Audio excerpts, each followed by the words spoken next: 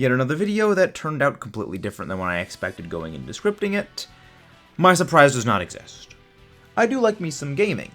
I do like me some movies. But I'm not the biggest fan of game movies.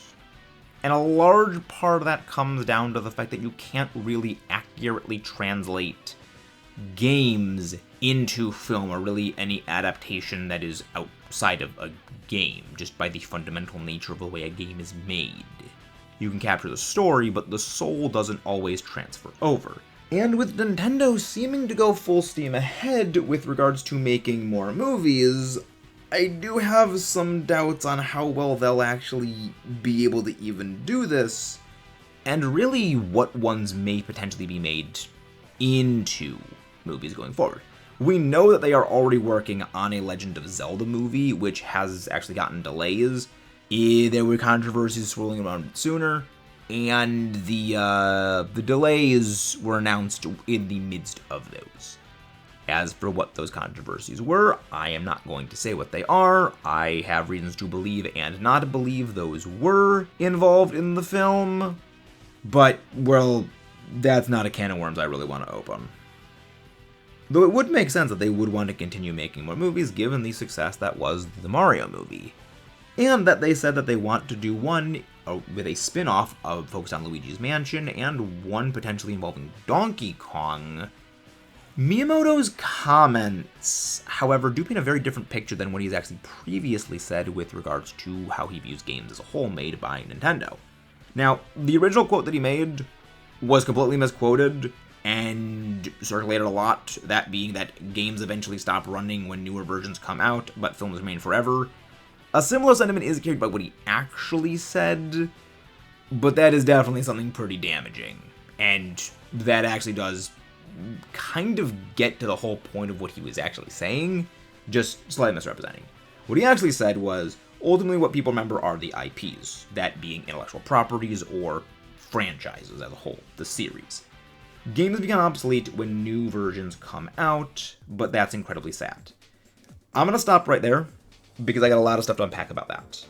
The reason why when a new version comes out, people kind of leave behind what came before is oftentimes the new version is just not different enough from the previous version to warrant wanting to go back.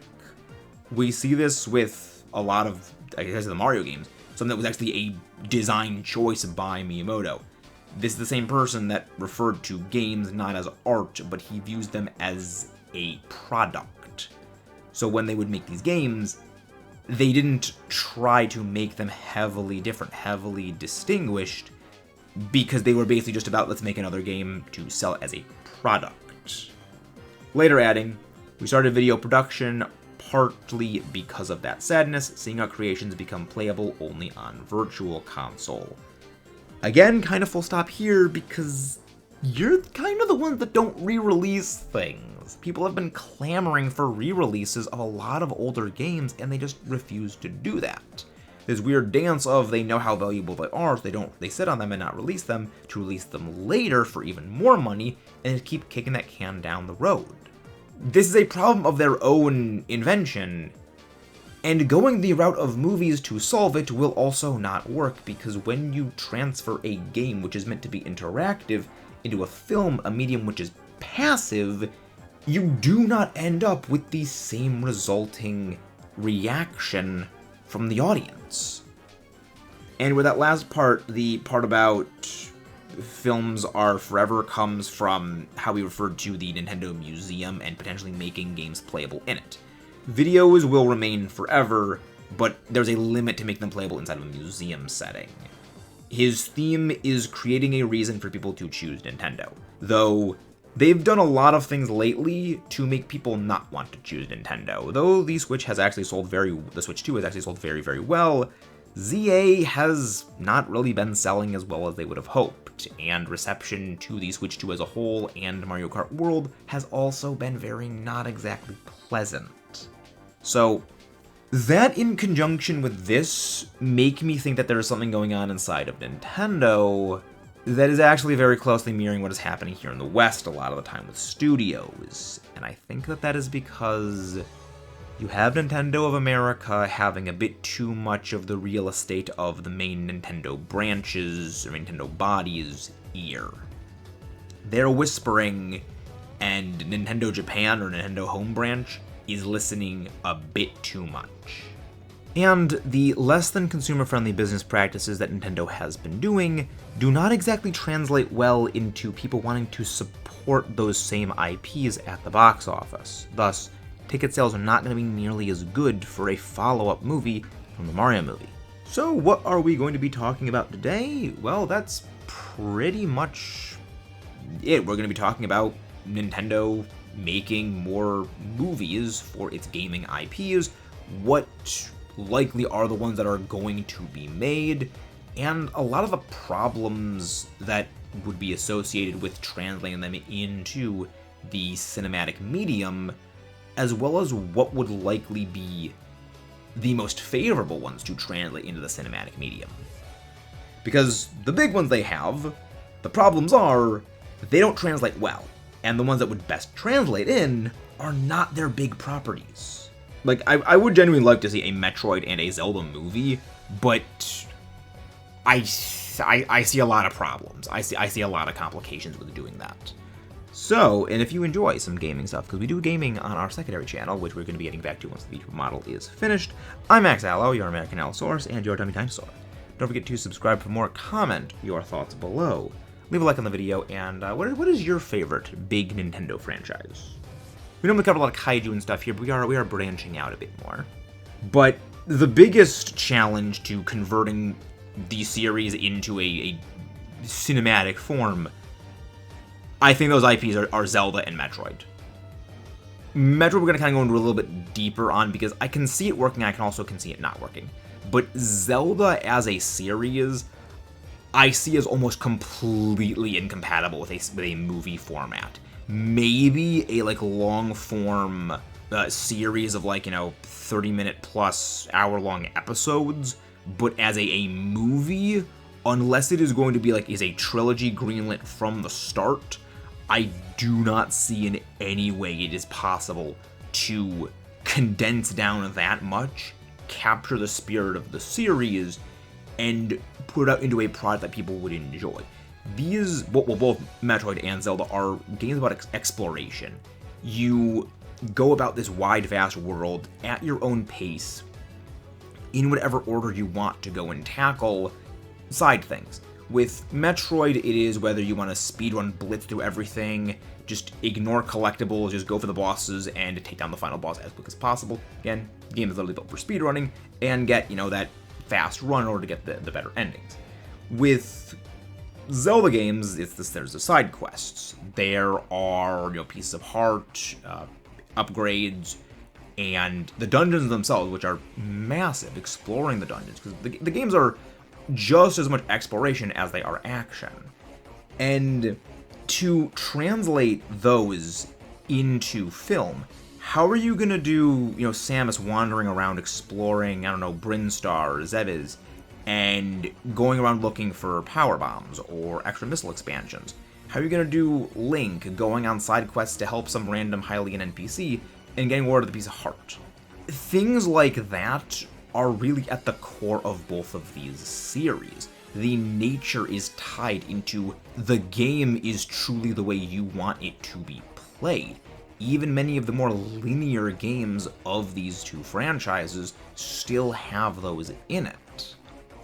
So in putting it into a set, hardened stone, or celluloid in this case, form, you lose that uniqueness that is what makes each incarnation, each playthrough. I mean, every playthrough of a game is different from the others, but with these two especially, it is very different. I mean, heck, back when it came to the original Legend of Zelda, the whole goal was you and your friends all explore things differently. You basically meet up together on the playground and discuss what you found.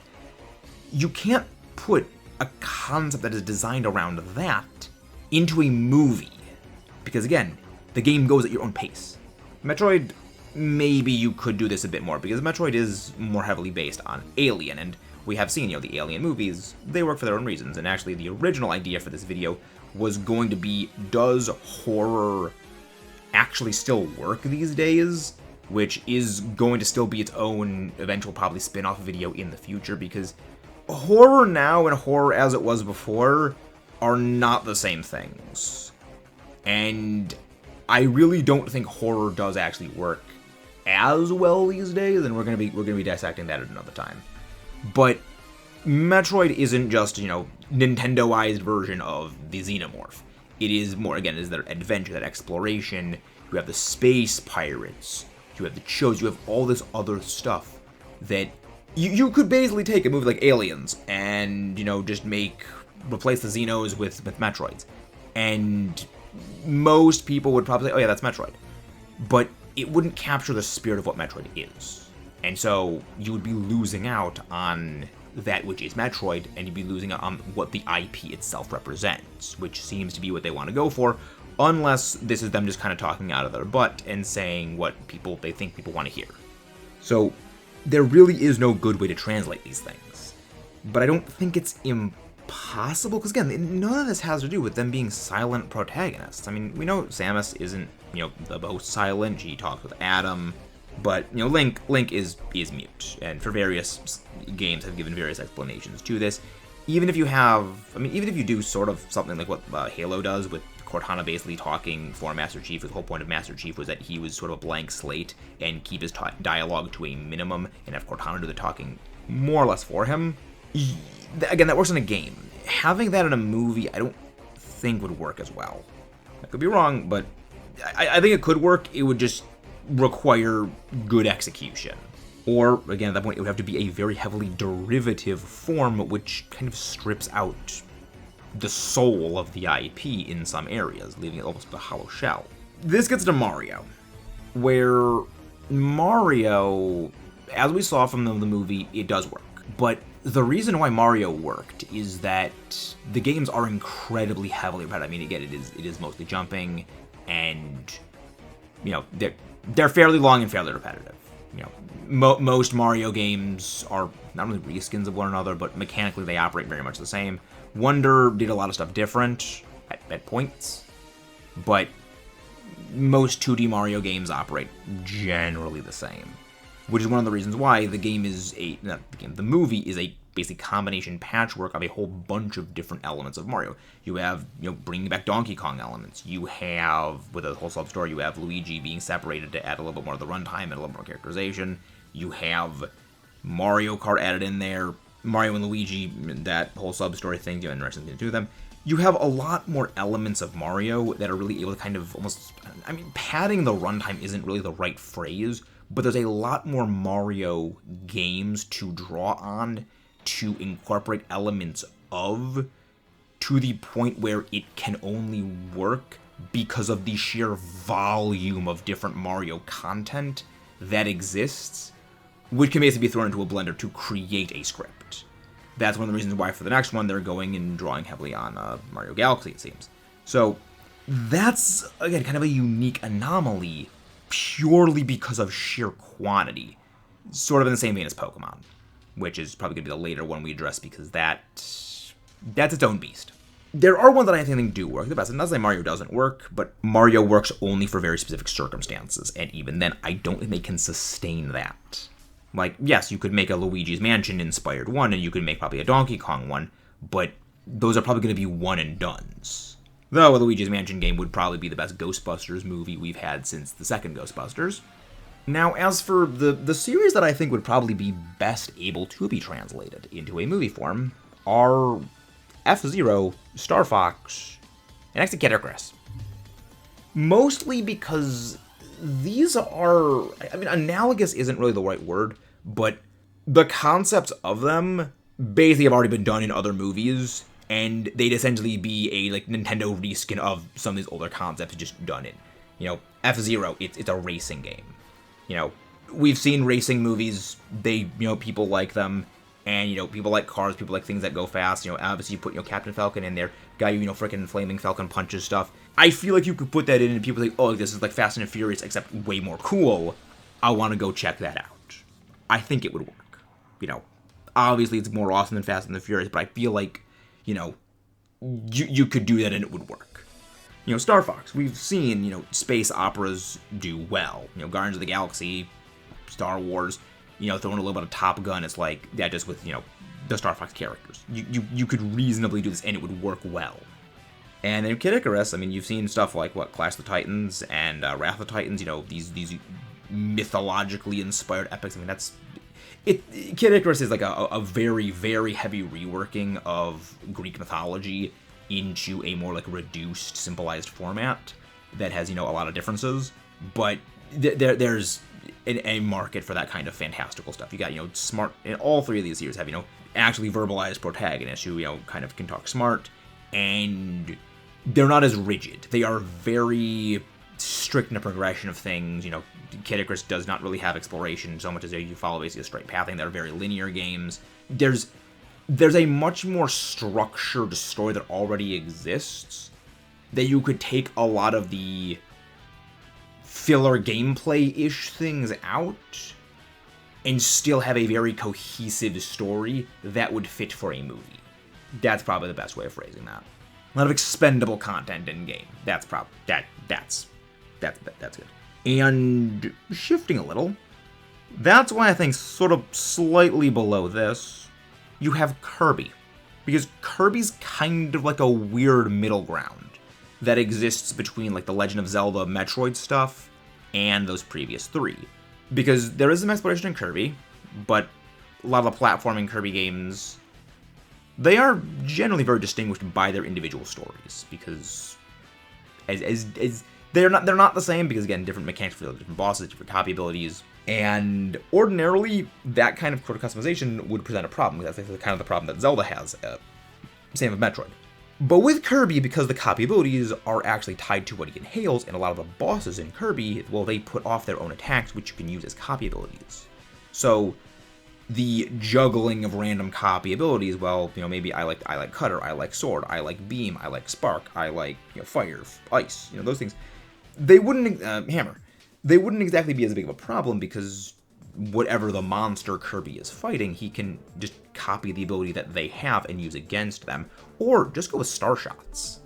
So it's the customization exists, but the customization exists in such a way as a story would actually be able to work with it in a much less nebulous way than is applicable to some of Nintendo's other, series. But then there's Pokemon. Because, we've shown for the past, two and a half decades that, yes, Pokemon works as an anime. And while we do know that there are Pokemon movies, those movies are directly tied into the anime. And we also have things like Detective Pikachu, so why do I put this so much later on the list as its own separate beast? The reason for that is you could never do Pokemon the games true to form as a movie unless you do a very long multi-part series. Because even if you have a 2-hour movie and you have it just be the gym battles and the Elite Four, that's 13 battles right there. 2-hour movie, 120 minutes. You'd basically have, 9 minutes per battle. Not even. Because you'd have to have time, set things up in credits. So, really more like 8.5-ish. And that's just from the start. So, say you go for the course of 2 movies. Okay, well, that gives you a little bit more time, but then what about Rivals? What about the evil team? What about, actually showing the catching of Pokemon? Which is why Pokemon works better as an episodic series. Though, when it comes to Pokemon, even the anime I don't really think does this that well, because the anime doesn't really show a whole lot of catching of a lot of Pokemon. A lot of the anime's kind of filler. As much as this is probably gonna get my head served up on a silver platter, that's one of the reasons I actually liked Alola, because Alola actually did have the characters genuinely learning about a lot of Pokemon. That's why when you see a lot of the Pokemon movies, again, they are tied into the greater anime loosely, or there's sort of their own weird spin-off continuity, like the Power of Us and Mewtwo Evolution. But the whole Pokemon anime was originally created as just a giant advertising vessel for the games and a lot of the peripheral side, merchandise. It basically exists for the same reason why the Transformers TV shows and movies exist. It is just there to advertise for it. So that's why that's a bit of its own separate beast. But the movies that we have seen Pokemon do that have succeeded, that were, unrelated to them, were Detective Pikachu. They were these derivative side works that are set in the Pokemon world, but do not follow the games. So that's the way that it would work best, is for one of these reasons why like a Pokemon Ranger movie would actually be probably one of the best things they could make. But you would not be able to capture true to form Pokemon games within a movie. So, and I don't think they would ever try to do anything like that, but they would probably go with, again, those more side derivative works is probably the best way to describe them. But those are kind of like the few that I thought most would like be the most likely to either be done and within things, or what I think would have the best chance of succeeding. I don't really think that this is going to really go much anywhere, and I really think that on the whole, this shows that Nintendo of America just has the ear of Nintendo's main center branch far too heavily. Because a lot of this does not sound like what they have said in the past. Again, Miyamoto is the guy that said that games, they view them as products, not as art. And, now, maybe it is him getting, sentimental, but considering the way in which they handle games, they view them as intellectual properties to just profit off of, less than innovations to make a long-lasting legacy, because that legacy has already been formed by the earliest installments. So I do have a lot of skepticism on on how genuine those comments are, and I think it's a lot more of they see this as an alternate revenue source. But those are just my thoughts. If you guys haven't done so already, don't forget to subscribe for more. Leave your thoughts in the comments below, like on the video, and I will see you guys next time.